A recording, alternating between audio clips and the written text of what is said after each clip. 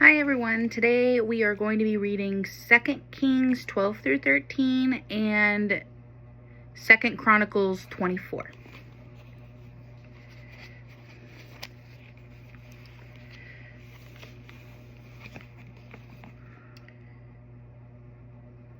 Joash was 7 years old when he became king. In the 7th year of Jehu, Joash became king, and he reigned 40 years in Jerusalem. His mother's name was Zibiah. She was from Beersheba. Throughout the time the priest Jehoiada instructed him, Joash did what was right in the Lord's sight. Yet the high places were not taken away. The people continued sacrificing and burning incense on the high places.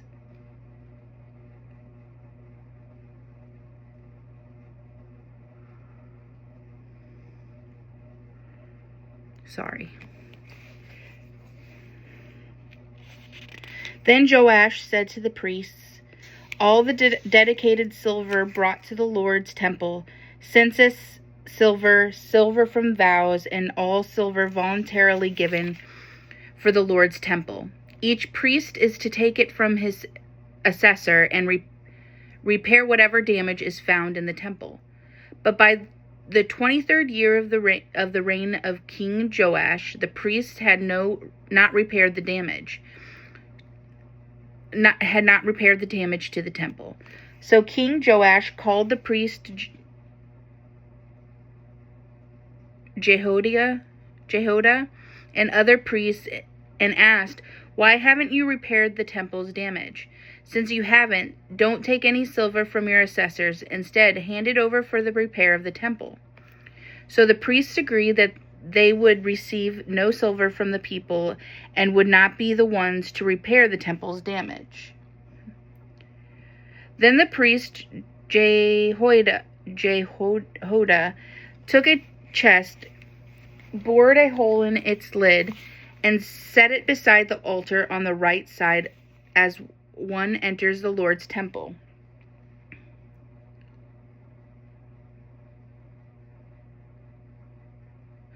The priests who guarded the threshold put into the chest all the silver that was brought to the Lord's temple. Whenever they saw there was a large amount of silver in the chest, the king's secretary and the high priest would go bag up and tally the silver found in the Lord's temple. Then they would give the weighed silver to those doing the work. Those who oversaw the Lord's temple, they in turn would pay it out to those working on the Lord's temple, the carpenters, the builders, the masons, and the stone cutters, and would use it to buy timber, quarried stone to repair the damage to the Lord's temple, and for all expenses for temple repairs. However, no silver bowls, wick trimmers, sprinkling basins, trumpets, or any articles of gold or silver were made for the Lord's temple from the contribution brought to the Lord's temple. Instead, it was given to those doing the work, and they repaired the Lord's temple with it. No accounting was required from the men who received the silver to pay those doing the work, since they worked with integrity. The silver from the guilt of offering and the sin offering was not brought to the Lord's temple, since it belonged to the priests. At that time, King Hazael of Aram marched up and fought against Gath and captured it. Then he planned to attack Jerusalem. So King Joash of Judah took all the items consecrated by himself and by his ancestors, Judah's kings Jehoshaphat, Jehoram, and Ahaziah, as well as the gold found in the treasuries of the Lord's temple and in the king's palace, and he sent them to King Hazael of Aram. Then Hazael withdrew from Jerusalem. The rest of the events of Joash's reign, along with all his accomplishments, are written in the historical records of Judah's kings. Joash's servants conspired against him and attacked him at Beth Millo on the road that goes down to Silla. It was his servants Jozabad, son of Shemith, and Jehozabad, son of Shemer, who attacked him. He died, and they buried him with his ancestors in the city of David, and his son Amaziah became king in his place. In the 23rd year of Judah's king Joash, son of Uzziah, Jehoahaz, son of Jehu, became king over Israel in Samaria. And he reigned 17 years. He did what was evil in the Lord's sight and followed the sins that Jeroboam, son of Nebat, had caused Israel to commit. He did not turn away from them. So the Lord's anger burned against Israel, and he handed them over to King Hazael of Aram and to his son Benadad during their reigns. Then Jehoahaz sought the Lord's favor, and the Lord heard him, for he saw the oppression the king of Aram inflicted on Israel. Therefore the Lord gave Israel a deliverer, and they escaped from the power of Arameans. Then the people of Israel returned to their former way of life, but they didn't turn away from the sins that the house of Jeroboam had caused Israel to commit. Jehoahaz continued them, and the Asherah pole also remained standing in Samaria. Jehoahaz did not have an army left, except for 50 horsemen, 10 chariots, and 10,000 foot soldiers, because the king of Aram had destroyed them, making them like dust and threshing.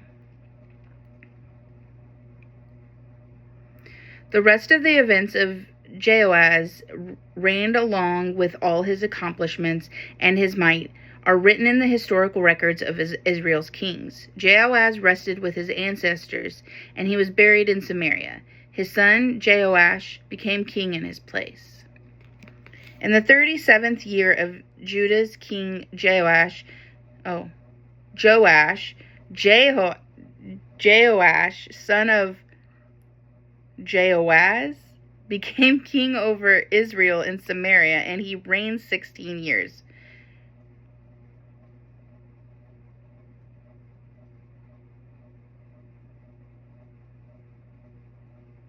I thought I was reading the same thing for a second.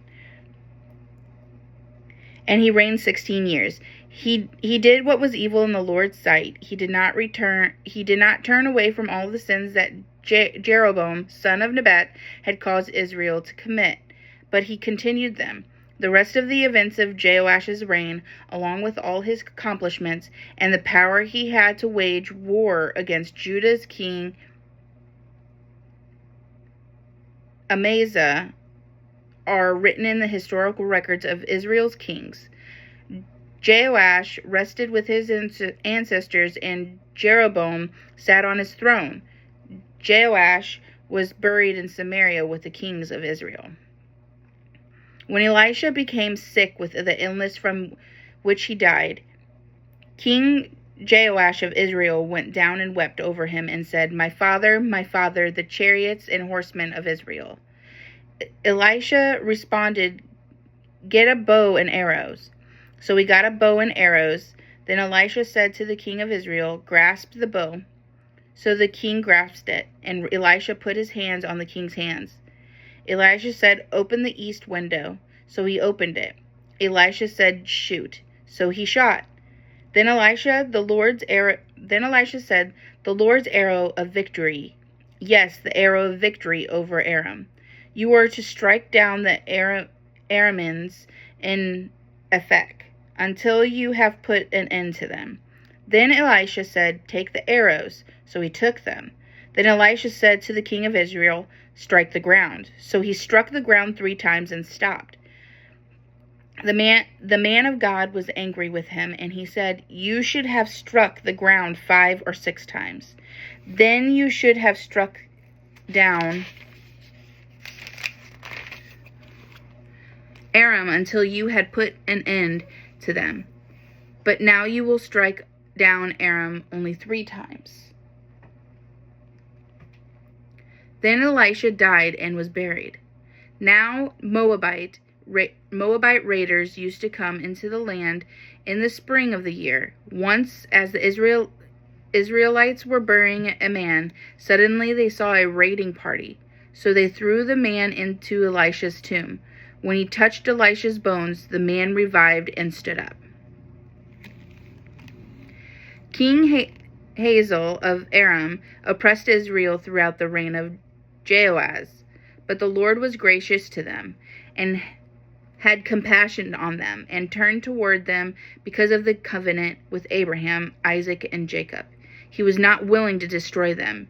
Even now, he has not banished them from his presence. King Hazael of Aram died, and his son Benhadad became king in his place. Then Joash, son of Jehoahaz, took back from Benhadad, son of Hazael, the cities that Hazael had taken in war from Joash's father Jehoahaz. Joash defeated Benhadad 3 times and recovered the cities of Israel.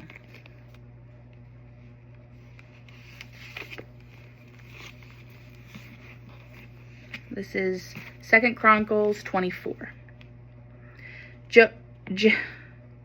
Joash was 7 years old when he became king, and he reigned 40 years in Jerusalem. His mother's name was Zibiah. She was from Beersheba throughout the time of the priest Jehoiada. Joash did what was right in the Lord's sight. Jehoiada acquired 2 wives for him, and he was the father of sons and daughters. Afterward, Joash took it to heart to renovate the Lord's temple, so he gathered the priests and Levites and said, "Go out to the cities of Judah and collect silver from all Israel to repair the temple of your God as needed year by year, and do it quickly." However, the Levites did not hurry. So the king called Jehoiada to the high priest and said, "Why haven't you required the Levites to bring from Judah and Jerusalem the tax imposed by the Lord's servants Moses and the assembly of Israel for the tent of the testimony?" For the sons of the wicked, Athaliah, broke into the Lord's temple and even used the sacred things of the Lord's temple for the Baals. At the king's command, a chest was made and placed outside the gate of the Lord's temple. Then a proclamation was issued in Judah and Jerusalem that the tax God's servants Moses imposed on Israel in the wilderness be brought to the Lord. All the leaders and all the people rejoiced, brought the tax, and put it in the chest until it was full. Whenever the chest was brought by the Levites to the king's overseers, and when they saw that there was a large amount of silver, the king's secretary and the high priest's deputy came and emptied the chest, picked it up, and returned it to its place. They did this daily and gathered the silvers in abundance.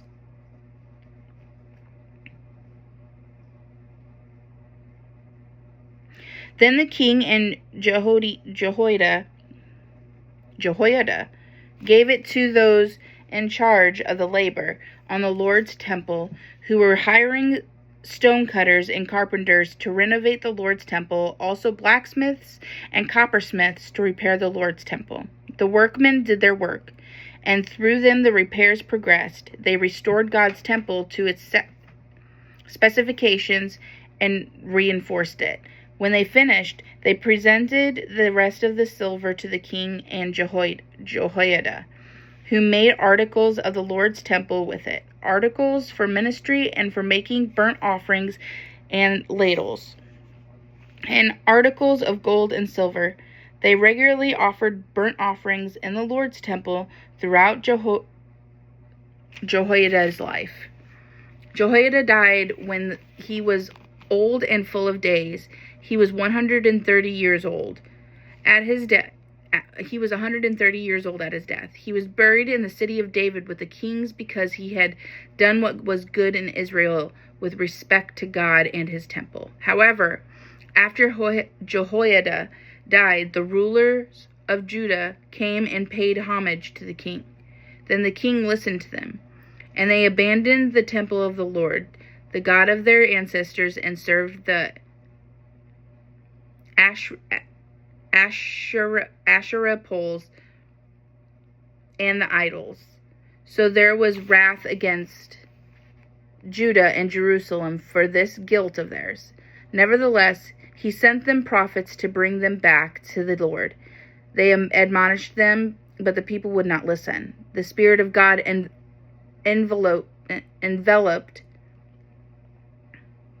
Zechariah, son of Jehoiada, the priest. He stood above the people and said to them, "This is what God says.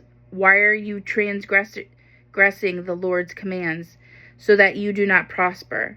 Because you have abandoned the Lord, he has abandoned you." But they conspired against him and stoned him at the king's command in the courtyard of the Lord's temple. King Joash didn't remember the kindness that Zechariah's father, Jehoiada, had extended to him, but killed his son. While he was dying, he said, "May the Lord see and demand an account." At the turn of the year, an Aramean army attacked Joash. They entered Judah and Jerusalem and destroyed all the leaders of the people among them, and sent all the plunder to the kings of Damascus. Although Aramean armies came with only a few men, the Lord handed over a vast army to them, because the people of Judah had abandoned the Lord, the God of their ancestors, so they executed judgment on Joash.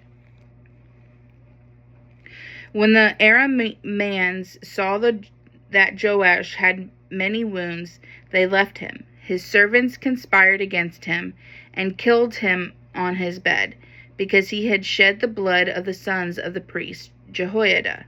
So he died, and they buried him in the city of David, but they did not bury him in the tombs of the kings. Those who conspired against him were Zabad, son of the Ammonite woman Shemith, and Jehozabad, son of the Moabite woman Shimrith. The accounts concerning his sons, that many divine